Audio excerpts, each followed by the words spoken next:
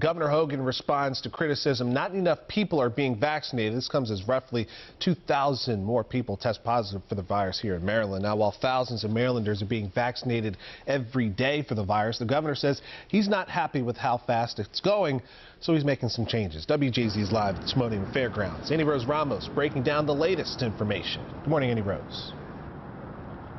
Hey Max, good morning.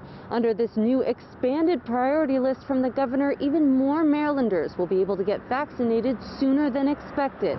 Now that includes teachers and senior citizens. Vaccinating Marylanders against COVID-19 is going much slower than officials had hoped for. While none of us are thrilled with the pace of this rollout, I can assure you that it is improving every day. In response, Governor Larry Hogan announcing a series of measures to speed up the process starting today. The National Guard will begin assisting in vaccine distribution across Maryland, and the state will no longer wait until every member of a priority group is vaccinated before moving on to the next group. We would expect to have 1.8 million doses by the end of May. Which would represent only 30% of our state's population. So this is going to be a long haul. Hogan also noted facilities that haven't used 75% of their vaccine allocations may get fewer doses in the future. Priority lists have also been expanded. The next phase 1B, which officials expect to enter by late January, will now include all Marylanders over the age of 75, at-risk inmates, and educators. And Max, this new phase 1C now includes Marylanders ages 65 to 74. It also includes employees from important sectors like grocery store workers and public transit workers. Now, state officials are hoping to move into this phase sometime in March. Reporting live, I'm Annie Rose Ramos for WJZ. Annie Rose, thank you. As many frontline workers get their first dose of the vaccine, 5 employees at the University of Maryland Medical System get their second. 2 doctors, a nurse, a respiratory therapist, and an environmental service worker got the second shot of the Pfizer vaccine. The group received the first dose in December. Carroll County Public Schools are going back to partial in-person learning this week. Rachel Menitoff has more on the school board's decision.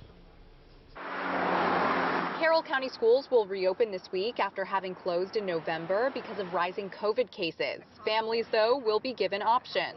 We're keeping our kids in virtual just for safety purposes because we can. My stepdaughter's happy to go back to class. The new schedule will allow for rotating days of in-person learning, 2 days a week. There will also continue to be virtual groups, very similar to the system implemented in the fall. My recommendation was that we consider waiting a few more weeks until the metrics looked a little different. Superintendent Stephen Lockhart says he had some concerns about the COVID cases after the holidays, but stands behind the board's decision to move forward. What I'm trying to do is everything that I can, all hands on deck here to try to provide that opportunity for our students. As of January 3rd, the positivity rate in Carroll County is at 8.48%, below the state's current 9.19%. Sarah Kutzler has 3 kids in Carroll County schools and says she's most comfortable with the virtual environment. Until we have a vaccine pushed out more readily in the community, I'd like them to stay at home. Alan Beecham's stepdaughter is a senior at Westminster High School. He says she made the decision herself to go back to school. She's missed her friends. She's missed, actual instruction in person. In a letter home to parents, the school district is asking for everyone's patience. It says because of complications with COVID-19, it does anticipate some disruption to the learning process and that there may come a time where they need to temporarily close classrooms. I'm Rachel Menitoff in Carroll County for WJZ. In Cecil County, some students will return to the classroom Monday. About 5% of kids will get face-to-face learning 4 days a week. The district says similar to how things were back in September, families will be contacted directly by the school. Of course, all plans are subject to change, but the district hopes to be able to expand in-person learning soon.